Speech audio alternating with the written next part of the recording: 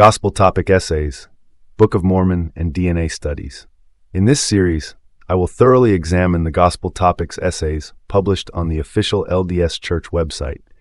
Each essay will be addressed in the order presented by the Church, offering a critical and in-depth analysis of the topics they cover. Part 1. What does the Gospel Topic Essays have to say? The Church of Jesus Christ of Latter-day Saints affirms that the Book of Mormon is a volume of sacred scripture comparable to the Bible. It contains a record of God's dealings with three groups of people who migrated from the Near East or West Asia to the Americas hundreds of years before the arrival of Europeans. Stop right there. From the very first statement, the LDS Church is already misleading its audience. The Book of Mormon doesn't deal with three groups of people. It deals with four. We have the Jaredites, the Nephites, the Lamanites, and the Mulekites. Although the Nephites and Lamanites supposedly originated from the same family line, brothers who allegedly split into warring factions, the Book of Mormon makes it clear that the Nephites were portrayed as light-skinned, while the Lamanites were cursed with dark skin and later conflated with Native American peoples. But let's not get ahead of ourselves. For now, let's keep unraveling the claims. Although the primary purpose of the Book of Mormon is more spiritual than historical, some people have wondered whether the migrations it describes are compatible with scientific studies of ancient America. The discussion has centered on the field of population genetics and developments in DNA science. Some have contended that the migrations mentioned in the Book of Mormon did not occur because the majority of DNA identified to date in modern native peoples most closely resembles that of Eastern Asian populations. Hold up, let's dissect this carefully. The LDS Church conveniently downplays the Book of Mormon's historical claims by reframing it as a spiritual text. Yet for decades, the Church pushed it as a literal history of the Americas. In fact, the 1980 introduction to the Book of Mormon explicitly stated that the Lamanites were the sole remnant of Native Americans. So now we have to ask, is the Book of Mormon historical fact, or merely a collection of spiritual messages? If it's more spiritual than historical, then why has the Church spent generations teaching it as literal history? Basic principles of population genetics suggest the need for a more careful approach to the data. The conclusions of genetics, like those of any science, are tentative, and much work remains to be done to fully understand the origins of the native populations of the Americas. This statement is a desperate attempt to muddy the waters and dismiss decades of rigorous genetic research. Let's be absolutely clear, the science is not tentative. The overwhelming consensus in the scientific community confirms that Native Americans descend from populations originating in Siberia and Mongolia more than 15,000 years ago. Mitochondrial DNA, mtDNA, passed from mother to child, has been meticulously analyzed across Native American groups and compared to both ancient and modern Eurasian populations. Haplogroups A, B, C, D, and X, found in Native Americans, match those in Siberian and East Asian populations. Haplogroup X2A, often used by fringe theories to claim pre-Columbian European ancestry, is actually traced back to ancient Siberians, not Europeans. Similarly, Native American males predominantly belong to Y chromosome haplogroup Q, common in Siberian and Mongolian populations. The Bering Land Bridge migration theory isn't speculation, it's scientific fact, supported by archaeological, genetic, and geological evidence. DNA markers reveal these migrations during the last ice age. Claims that Native American DNA could somehow hide a Near Eastern origin are not only scientifically baseless, but outright disingenuous. Nothing is known about the DNA of Book of Mormon peoples, and even if their genetic profile were known, there are sound scientific reasons that it might remain undetected. For these same reasons, arguments that some defenders of the Book of Mormon make, based on DNA studies, are also speculative. In short, DNA studies cannot be used decisively to either affirm or reject the historical authenticity of the Book of Mormon. This statement is pure deflection, a last-ditch effort to dodge the undeniable truth. Let's address their so-called sound scientific reasons. The Church has vaguely suggested bottlenecks or genetic drift to explain why DNA from Book of Mormon peoples might remain undetectable. But science has identified genetic bottlenecks dating back to the Paleolithic period, over 20,000 years ago when Siberian populations crossed into the Americas. These bottlenecks did not erase their DNA, and neither would any hypothetical bottleneck for Book of Mormon populations. The reality is this: no Near Eastern or West Asian genetic markers have ever been found in pre-Columbian Native American populations. Period. The evidence consistently refutes the LDS Church's narrative. The Church's ongoing narrative shifts, desperately moving from historical fact to spiritual purpose, underscore their inability to reconcile scientific facts with their claims. As Dr. Michael Crawford, an expert in biological anthropology, put it, the genetic data unequivocally supports the idea that the initial peopling of the Americas came from Siberia. Meanwhile, LDS apologists offer nothing but speculation and word games to distract from the truth. Their argument collapses under the weight of evidence. Part 2. The Ancestors of the American Indians. The evidence assembled to date suggests that the majority of Native Americans carry largely Asian DNA. Scientists theorize that in an era that predated Book of Mormon accounts, a relatively small group of people migrated from Northeast Asia to the Americas by way of a land bridge that connected Siberia to Alaska. These people, scientists say, spread rapidly to fill North and South America, and were likely the primary ancestors of modern American Indians. The evidence doesn't just suggest this, it proves it. Native Americans did indeed come from Asia via the Beringian land bridge around 20,000 years ago. While there's still some debate about whether this migration was along the Pacific coast or through an ice sheet gap in modern-day Alberta, Canada, one thing is clear: the migration happened during the last ice age. Scientists aren't guessing, they're proving it with irrefutable evidence. DNA analysis verifies this migration. It doesn't support the Book of Mormon's version of history, it confirms the science. The Book of Mormon provides little direct information about cultural contact between the peoples it describes and others who may have lived nearby. Consequently, most early Latter-day Saints assumed that Near Easterners or West Asians like Jared, Lehi, Mulek, and their companions were the first or the largest or even the only groups to settle the Americas. Building upon this assumption, critics insist that the Book of Mormon does not allow for the presence of other large populations in the Americas, and that therefore, Near Eastern DNA should be easily identifiable among modern native groups. The Church is basically asking us to accept that these Near Eastern groups were isolated, with little to no interaction with anyone else. But why is it that the Book of Mormon mentions only 4 cultures, all supposedly originating from the Holy Land? The Nephites, Lamanites, Mulekites, and Jaredites, no others. No mention of the civilizations that actually thrived across the Americas. No Aztecs, Olmecs, or Incas.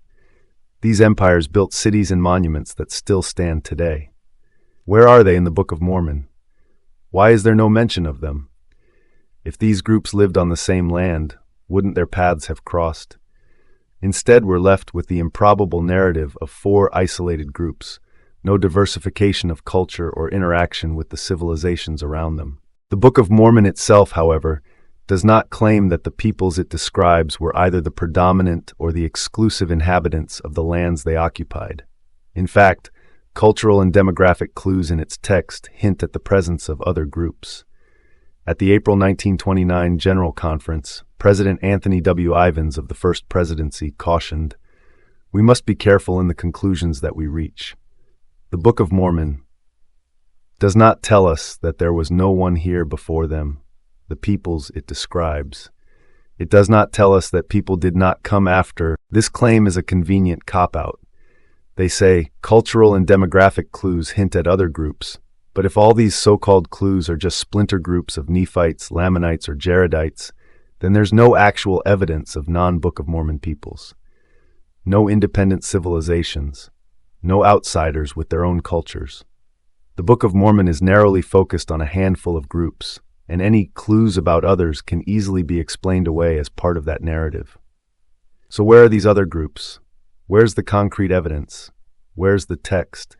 Nothing is known about the extent of intermarriage and genetic mixing between Book of Mormon peoples or their descendants and other inhabitants of the Americas, though some mixing appears evident, even during the period covered by the book's text.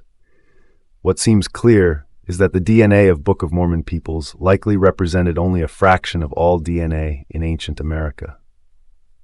Finding and clearly identifying their DNA today may be asking more of the science of population genetics than it is capable of providing. If we don't know anything about intermarriage, how can we claim that DNA markers of these people are even present in modern populations? Genetic markers exist to tell us about heritage, about lineage, and if the DNA of these peoples was such a fraction of the ancient population, it would be relatively easy to identify it. If the Book of Mormon people were a small part of a much larger population, their genetic markers would still stand out. DNA doesn't ask too much of science. It provides clear, identifiable evidence. It's not some abstract concept. It's concrete. And the evidence doesn't support the idea that the DNA of Book of Mormon peoples is somehow lost or indeterminate. Part 3. Understanding the genetic evidence. The church in this section decides they will play along the evolutionary line and try to become fancy, yet they are playing coy at the same time. A brief review of the basic principles of genetics will help explain how scientists use DNA to study ancient populations. It will also highlight the difficulty of drawing conclusions about the Book of Mormon from the study of genetics. Now let's catch the church in its own catch-22. The church states, at the present time, scientific consensus holds that the vast majority of Native Americans belong to sub-branches of the Y chromosome haplogroups C and Q14 and the mitochondrial DNA haplogroups A, B, C, D, and X, all of which appear to have come to the Americas via migrations from East Asia 15. Ongoing studies continue to provide new insights that both challenge and confirm previous conclusions. For example, a 2014 study indicates that as much as one-third of Native American DNA may have originated anciently in Europe or West Asia. From this evidence, scientists conclude that some Europeans or West Asians migrated eastward across Asia, mixing with a group that eventually migrated to the Americas, millennia before the events described in the Book of Mormon. Now wait a moment, this sounds like genetic drift, where DNA gets mixed enough that it is no hard to follow the trail, just like those of the Book of Mormon peoples. If we can follow the genetic drift of the Europeans and West Asians who migrated across into Siberia and Mongolia, then eventually into the Americas over 20,000 years back, and DNA degrades over time, how it is possible then that we cannot find genetic markers for the Book of Mormon peoples who came to the Americans 18,000 years later? We cannot have genetic drift being able to follow some, but not others. This is merely the church covering their tracks, poorly at that. Additional DNA markers from Europe, West Asia, and Africa exist in the DNA of modern native populations, but it is difficult to determine whether they are the result of migrations that predated Columbus, such as those described in the Book of Mormon, or whether they stem from genetic mixing that occurred after the European conquest. This is due in part to the fact that the molecular clock used by scientists to date Y chromosome and mitochondrial DNA markers is not sufficiently sensitive to pinpoint the timing of migrations that occurred as recently as a few hundred or even a few thousand years ago. Moreover, no molecular clock is currently available for complete genomes. I hate to say it, but I cannot help but laugh here. The statement of, but it is difficult to determine whether they are the result of migrations that predated Columbus, is outrageous to say the least. We know that the Native American populations have been here 20,000 plus years at least. Not only does DNA back this up, but archaeological digs and discoveries have been made. Carbon-14 dating has been conducted, and several sites discovered continue to have their dates pushed back in time as more is discovered. The church proceeds with the following. Scientists do not rule out the possibility of additional small-scale migrations to the Americas. For example, a 2010 genetic analysis of a well-preserved 4,000-year-old Paleo-Eskimo in Greenland led scientists to hypothesize that a group of people besides those from East Asia had migrated to the Americas. Commenting on this study, population geneticist Marcus Feldman of Stanford University said, "Models that suggest a single one-time migration are generally regarded as idealized systems. There may have been small amounts of migrations going on for millennia." Please go back and reread the church's statement. Greenland is on the east of northern North America, nowhere close to the Beringian land bridge and crossing. As well, the discovery of the Paleo-Eskimo was from 4,000 years ago, way outside of the timeline. We know the Siberian-Mongolian ancestors had already crossed into the Americas. At the latest, we have the Clovis first people coming into the Americas around 12,000 BC, and Paleo-Indians at least 20,000 BC, which places the Paleo-Eskimo 8,000–16,000 years after the waves of migrations into the Americas. This is a classic fail on the Church's part and an attempted deflection. Part 4. The Founder Effect. Once again, the Church places both its members and critics in an untenable position with the following claim. One reason it is difficult to use DNA evidence to draw definite conclusions about Book of Mormon peoples is that nothing is known about the DNA that Lehi, Sariah, Ishmael, and others brought to the Americas. Even if geneticists had a database of the DNA that now exists among all modern American Indian groups, it would be impossible to know exactly what to search for. It is possible that each member of the emigrating parties described in the Book of Mormon had DNA typical of the Near East, but it is likewise possible that some of them carried DNA more typical of other regions. In this case, their descendants might inherit a genetic profile that would be unexpected given their family's place of origin. This phenomenon is called the founder effect. This argument is not only weak, it is an outright misdirection. Sure, the Church is right that nothing is known about the DNA that Lehi and his family brought with them, but that doesn't mean there should be no trace left behind of their purported Near Eastern origins. The concept of the founder effect is introduced here, but the Church conveniently overlooks the fact that such an effect might reduce the frequency of certain genetic markers, but does not erase them entirely. If the Book of Mormon story were true, and the Lehite migrants did indeed mix with the indigenous populations of the Americas, we would still expect to find some trace of Near Eastern genetic markers in Native American populations, even if diluted. Small-scale migrations from the Near East or Eurasia, such as the Vikings in Greenland or Jews in Ethiopia, have left behind distinct genetic markers in local populations. In both cases, despite significant mixing, genetic evidence still lingers, bearing witness to those ancient migrations. Why is it that the Church would claim that DNA from Lehi's migration could somehow disappear entirely? Dr. Ugo A. Perego, a Latter-day Saint population geneticist, presents a perfect counterexample. He states, consider the case of Dr. Ugo A. Perego, a Latter-day Saint population geneticist.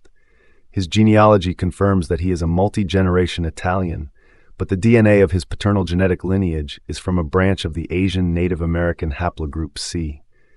This likely means that somewhere along the line, a migratory event from Asia to Europe led to the introduction of DNA typical of Perego's place of origin. Perego's case is instructive. His paternal lineage traces back to Asian Native American haplogroup C, an indication that a migratory event from Asia to Europe occurred far in the past, leaving a lasting genetic mark. His DNA, linked to a distant ancestor from a completely different region, still contains genetic evidence of this migration. This proves migration events leave traces in DNA, traces that don't disappear with time, and certainly not after a mere 2 millennia, as the Church suggests. This directly contradicts the Church's claim that Lehi's DNA could have vanished or been completely diluted. Perego's example is a clear example of genetic persistence despite long separation from the ancestral population. The founder effect may dilute the markers but will never erase them, especially within a population as large and widespread as that of the Book of Mormon's supposed migrants. The Church's attempt to obfuscate the issue, to suggest that Lehi's DNA could be lost to history, is nothing more than an effort to cover up the glaring absence of any genetic proof for the Book of Mormon's historical narrative. The claim that Lehi's descendants could have mixed with indigenous populations in such a way that the Near Eastern markers simply vanished is not only scientifically dubious, but also dismissive of well-established genetic principles. It falls apart completely when we look at real-world examples, like Dr. Perego's own DNA, which has preserved traces of migration events from thousands of years ago. The Church's argument fails to hold water for anyone who is willing to examine the evidence carefully, and their attempt to be coy, to mislead both members and potential converts becomes painfully apparent. Their grasp on genetic science is weak at best and easily debunked by the evidence that is readily available. This is not just an issue of genetic drift, which we've already addressed. It is about the founder effect and the persistence of genetic markers through time.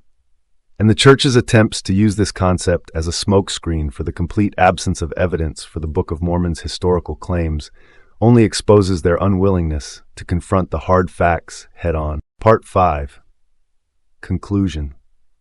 Much as critics and defenders of the Book of Mormon would like to use DNA studies to support their views, the evidence is simply inconclusive. Nothing is known about the DNA of Book of Mormon peoples. Even if such information were known, processes such as population bottleneck, genetic drift, and post-Columbian immigration from West Eurasia make it unlikely that their DNA could be detected today. As Elder Dallin H. Oakes of the Quorum of the 12 Apostles observed, "It is our position that secular evidence can neither prove nor disprove the authenticity of the Book of Mormon." This is perhaps the most dishonest attempt by the Church to sidestep the glaring issues at hand. The Church, rather than confronting the scientific evidence head-on, seeks to mislead the reader with half-truths and false information. The statement that nothing is known about the DNA of Book of Mormon peoples is a deliberate obfuscation intended to distract from the undeniable fact that there is no evidence supporting the Book of Mormon's narrative. The argument that processes like genetic drift or population bottleneck would have erased any traces of Near Eastern DNA is an appeal to confusion, an attempt to muddy the waters and make it seem as though there are too many variables to settle the issue definitively. However, this is simply not the case. DNA does not lie. It is concrete. It is the same immutable evidence we use in a court of law to convict criminals and exonerate the innocent. The idea that genetic markers from the Book of Mormon peoples could have vanished through natural processes like genetic drift or bottlenecking without leaving a trace is a scientific fallacy. As Dr. Hugo A. Perego demonstrated, DNA from distant migrations persists for millennia, even across continents. If there had been migration from the Near East to the Americas, we should see lingering genetic markers, and we do not. This is not an issue of inconclusive evidence. This is an issue of complete absence of evidence. Moreover, Elder Dallin H. Oakes' statement that secular evidence can neither prove nor disprove the authenticity of the Book of Mormon is a dangerous and deliberate evasion. What Oakes conveniently ignores is that secular evidence, in this case genetics, is not inconclusive. It is clear, verifiable, and irrefutable. DNA evidence is among the most reliable forms of evidence we have in modern science, and its failure to show the existence of any Near Eastern markers in Native American populations is the clear answer to the Book of Mormon's historical claims.